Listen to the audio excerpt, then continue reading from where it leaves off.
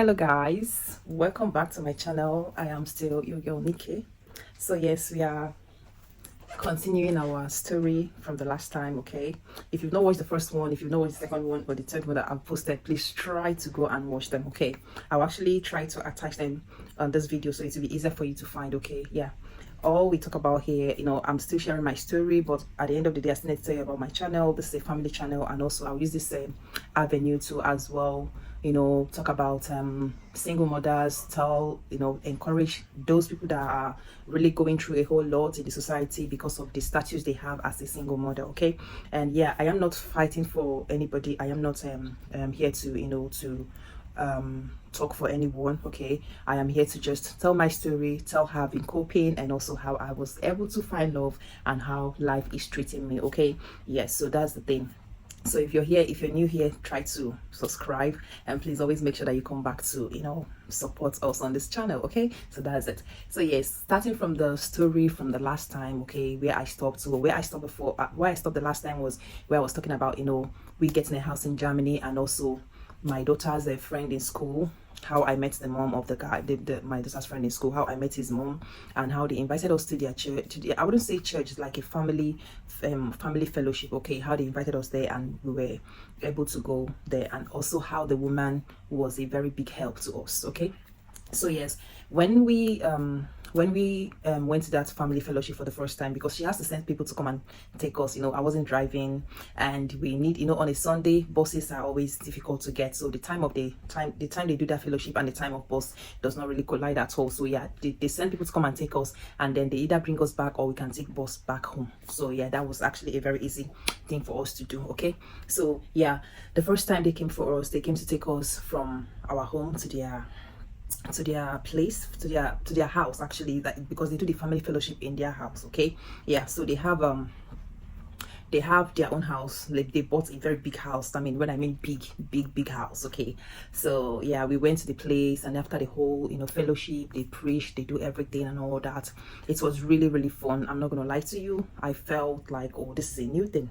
I've never like gone to anybody's house before on a Sunday to go and worship there, but it was really a new scenario, and it was really good, to be fair. So everything happened, and yeah, that was a really nice feeling for us. So after the Sunday that day, they said, oh, we have to just go inside. If you want to come inside, just go inside, and it's more like a family gathering. So we went inside, and like I said, their house is very big and they have everything there. They have 2 kids, and they have everything for kids to play. Then my kids were still very young as of then, so they have everything for kids to play. My girls were even enjoying it, because in our house we don't have anything now. So when you see something like that, of course, why not? If not, still enjoy it. So I was myself, I'm this type of person that doesn't talk too much. Like, I was just there. As long as the kids are enjoying themselves, there is no need of me hurrying them, let's go home, things like that. So yeah, later on in the kitchen, the woman was cooking. She just asked me to come inside. She also have a friend of hers there as well. When I mean, this family, they are just too nice. They are just too nice. Like, so I came in, and women cooking and gisting, things like that. So yeah, she was telling me, she was just asking me how we are coping, and stuff like that. So I was just telling her, this is our situation, this is how we got the house. And German houses, they don't always have anything in there, and this is what we have so far. Okay, this is what we've gotten so far. Okay, so yeah, this woman, hey, when I told her all those things, this man was like, oh, I have this for my boys, but they're no longer using it. I had this one for my boys. The one that even shocked me, I have this bunk bed for my boys, they're no longer using it, so we took it out, and we got them a new one. When I mean bunk bed, I don't mean bunk, I don't mean bunk where we say they just buy cheap one. Very you see, bunk bed. When she said that one, I say, I will take, oh, definitely, because my kids are sleeping on air bed, and that air bed, when they finish sleeping in the morning, you see them on the floor because the thing must have, they must have the air must have gone out. So when she said that one, I said, thank you so much. I definitely, I'm not saying no to that, because we definitely need it, especially for my kids. For me, I don't have any problem. I'm sleeping on the floor, and that's not my problem. My kids to be fine, that's all that matters. Okay, so yeah, she said, okay, that is not a problem, because her dad and her mom, they're also in the house. Okay, they are from Canada, but they live in Germany, so it's more like they just travel to Canada for holiday and then come back, and her husband too, I think the same. So yeah, and then when she said, okay, that her dad will bring, that her dad knows how to do all this coupling of things, that everything in their house, it was her dad that actually fix them, that the dad will bring it for us, and then the dad will fix it for us. Hey God. So wow, I mean, that was That was Lord. Okay, so later on her dad brought the bed and then helped us to fix it. You needed to see my kids that time. They were so happy. Like, they were extremely happy. Do you know what, if you do you know what it means that you have a solid bed? You have a solid bed to sleep on, like where you will sleep every day. You wake up, your body's not paining you, you're just okay, you're just normal and things like that. It was a very huge thing for us that time, a very huge one, I'm not gonna lie. So yeah, when the kids bed were done, I was still sleeping on the airbed. So I have to take sorry, when they put the bed for the kids, the bunk bed for them, so I have to take their own airbed to put in my own room. So I was the one now suffering the thing, you know, sleep in the morning, sleep at night. In the morning the thing has already deflected and you're already on the floor. But I don't have a problem with that, sincerely speaking. It was very okay for me. So yeah, I was we were managing like that, and before you know it, this lady, she got me there's this seat, this swing seat. She said her dad was using it, but the dad doesn't use it anymore. Swing seat, very quality, you know. She said if I can take it, I said I would like to keep it in my room because I don't have anything in my room, just that airbed. So she gave me this the swing, right?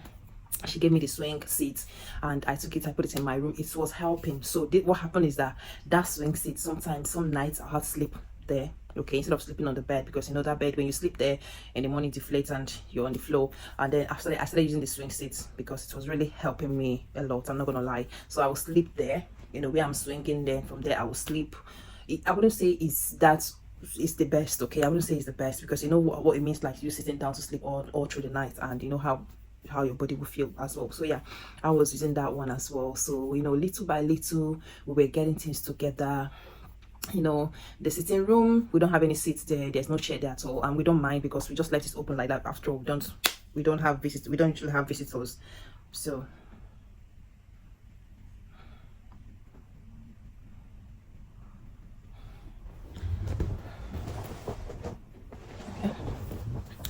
we don't usually have visitors, okay. So yeah, we just left the sitting room like that. We just left it that way. We don't really care about it at all.